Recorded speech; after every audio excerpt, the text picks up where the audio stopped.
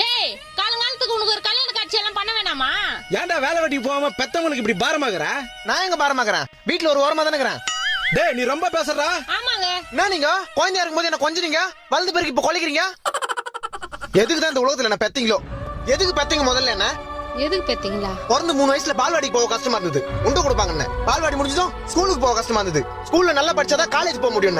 அப்புறம் காலேஜ் போக கஷ்டமா இருந்தது, காலேஜ் முடிச்சா நல்ல வேலை கிடைக்கும். இப்ப வேலைக்கு போறதுக்கு கஷ்டமா இருக்குது. அதுக்கப்புறம் நான் சொல்லுவேன், வேலைக்கு போனாதான் கை நிறைய சம்பாதிக்க முடியும், அது கஷ்டப்படணும்.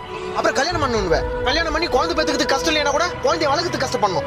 வீடு கட்டணும், கார் வாங்கணும், பிறந்த குழந்தைய படிக்க வைக்கணும், அதை வளர்க்கணும், அது கஷ்டப்படணும். வாழ்க்கை ஃபுல்லா கஷ்டப்பட்டு கஷ்டப்பட்டு கஷ்டப்பட்டு கஷ்டப்பட்டு செத்துடணும். அது எது கஷ்டப்படணும்? செத்துறேன்.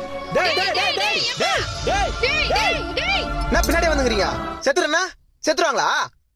சாவறது எவ்வளவு கஷ்டம் தெரியுமா?